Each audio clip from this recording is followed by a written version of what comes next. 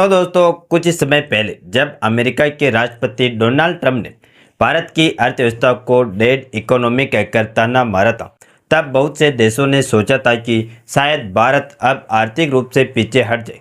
लेकिन भारत ने हमेशा की तरह इस बयान का जवाब शब्दों से नहीं बल्कि अपने एक्शन से दिया। भारत की खासियत यही है कि जब कोई हमें चुनौती देता है तो हम बहस नहीं करते बल्कि मैदान में उतर कर दिखाते हैं कि असली बॉस कौन है। और अब एक बार फिर हमारे देश के central bank reserve bank of India यानी कि आरबीआई ने ऐसा कदम उठाया जिसने पूरे अंतर्राष्ट्रीय आर्थिक जगत को चौंका दिया।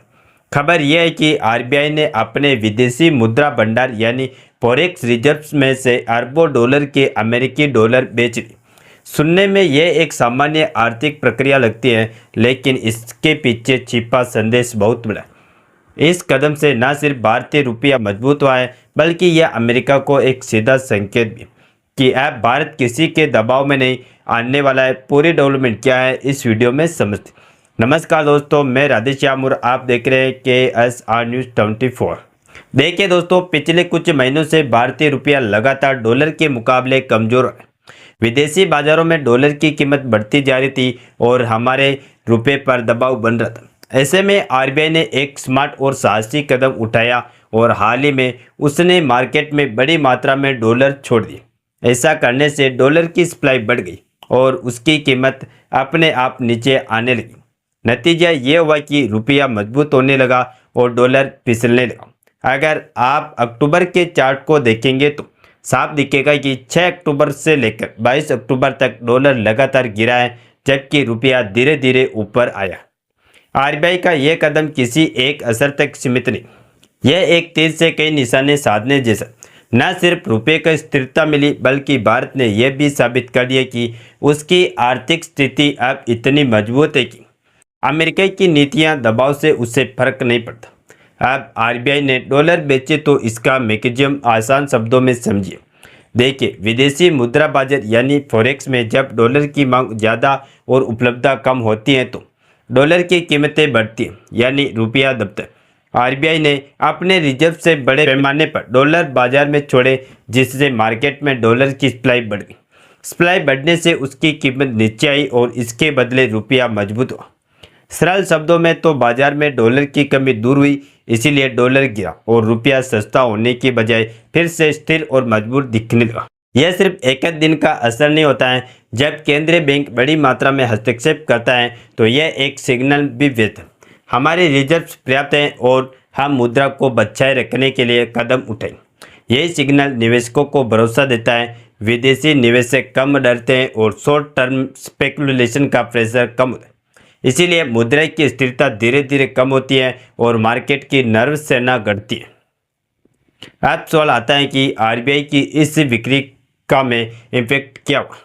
पहला फायदा ये हुआ कि आयात लागत पर कंट्रोल आया। जब रुपया कमज़ोर होता है तो आयात महंगा हो जाता है, फिर चाहे तेल, फूड आइटम या फिर मशीनरी कंपोनेंट हो जिन्हें हम विदेश से अपने देश में इंपोर्ट करते हैं। इनकी कीमतों पर दबाव आता है और महंगाई यानी कि इन्फ्लेशन बढ़ सकती है, जबकि रुपया मजबूत होने से इन चीज़ों की कीमतें नियंत्रित रही। दूसरा फायदा यह कि एक्सपोर्ट को भी स्पष्ट सिग्नल मिला, क्योंकि स्थिर एक्सचेंज रेट से उन्हें अनुमान लगाना आसान होता है और व्यापार की योजना बेहतर बनती है। तीसरे फायदे की बात करें तो रुपया इंटरनेशनलाइजेशन के प्रयासों को मजबूती मिली कि अगर हम लंबे समय तक एक्सचेंज रेट संभाल कर रखें तो विदेशी बाजारों में रुपया का स्वीकार स्तर बढ़ेगा।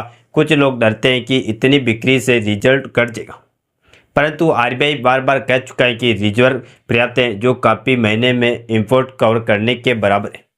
इसके अलावा रिजर्व का मैनेजमेंट यही होता है कि ज़रूरत के समय रिजर्व से हस्तक्षेप करके बाजार को स्थिर किया जाए, और वही भारत ने किया। ध्यान रखें कि रिजर्व के कई इस्तेमाल से आर्थिक तेजी भी बचती है। मतलब रिजर्व होना ही सिर्फ बैकअप नहीं बल्कि मौजूदा संकट में टूल भी होता है। कमाल की बात यह है कि इस कदम का डायरेक्ट पॉलिटिकल और ट्रेड डिप्लोमेटिक असर भी दिखाई। अमेरिकी पक्ष ने वार्ता में नरमी दिखाई और टैरिफ कट की पेशकश की। रिपोर्ट्स के मुताबिक उन उच्च टैरिफ कैटेगरी में जिनमें लगभग 50% टैरिफ लगाना था, उसे घटाकर 15 से 16% वाले लेवल पर लाने की बात चल रही है।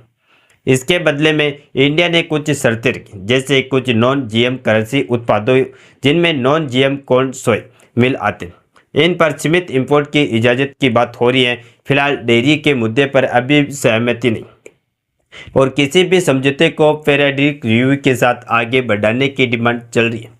यानी साफ है कि यह पूरा खेल केवल मुद्रा को स्थिर करने तक सीमित नहीं, बल्कि यह अर्थव्यवस्था को भरोसेमंद दिखाने और अमेरिका जैसे देश के दबाव का जवाब देने का तरीका भी है। क्योंकि हम देख सकते हैं कि आर्थिक रूप से मजबूत सिग्नल देने से हमारे ट्रेड नेगोशिएशन भी बढ़ते आए और अमेरिका ने कुछ टैरिफ कट करने का मन बनाया और बातचीत को टोन नरम हुई। अब बात करते हैं कि इस पूरे कदम से दीर्घकालिक असर और उसके वैश्विक अर्थशास्त्रीय मायने की। दरअसल देखा जाए तो आरबीआई का डॉलर बेचने वाला यह कदम सिर्फ करेंसी स्टेबलाइजेशन नहीं, बल्कि भारत की आर्थिक आत्मनिर्भरता यानी इकोनॉमिक सोनिविटी का ऐलान भी है। जब कोई देश अपने विदेशी मुद्रा भंडार का उपयोग सही समय पर और नियंत्रित तरीके से करता है तो यह दिखाता है कि उसकी आर्थिक नींव कितनी मजबूत है। पहले ऐसे मौके पर रख देश असर है आईएमएफ या वर्ल्ड बैंक की तरफ देखे थे, लेकिन आज भारत खुद अपने संसाधनों से अपने रुपए की रक्षा कर पा रहा है और यह बदलाव भारत की ग्रोथ जर्नी का बहुत बड़ा संकेत। आप इसके अंतर्राष्ट्रीय असर को समझिए कि जब आरबीआई ने अरबों डॉलर बेचे तो इससे अमेरिकी डॉलर इंडेक्स में भी हल्की कमजोरी देखने को मिली। गोल्डमैन सैक्स और रॉयटर्स सर्वे जैसे संस्थानों ने साफ कहा कि आने वाले महीनों में डॉलर और कमजोर होगा और भारत, इंडोनेशिया, ब्राजील जैसी उभरती अर्थव्यवस्थाओं की करेंसी मजबूत होगी। यानी वैश्विक स्तर पर अब फाइनेंशियल पावर का केंद्र धीरे धीरे पश्चिमी से एशिया की तरफ खिसक रहा है और इस शिफ्ट में भारत एक प्रमुख भूमिका निभा रहा है। अब बात करें भारत अमेरिका ट्रेड डील तो रिपोर्ट्स के मुताबिक अमेरिका ने भारत पर लगाए गए लगभग 50% तक के टैरिफ को घटाकर 15 से 16% तक लाने का प्रस्ताव रखा। यह कोई छोटी बात नहीं है, बल्कि इतने बड़े टैरिफ में कटौती का मतलब है कि अमेरिका खुद भी भारत के साथ स्थिर व्यापारिक संबंध चाहता है।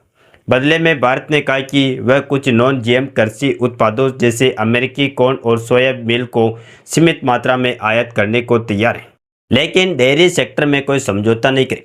साथ ही भारत ने साफ कहा कि किसी भी ट्रेड डील की नियत समय पर समीक्षा यानी कि प्रॉपरली तरीके से पीरियडिक रिव्यू होगी, ताकि कोई पक्ष एक तरफा लाभ ना उठा सके।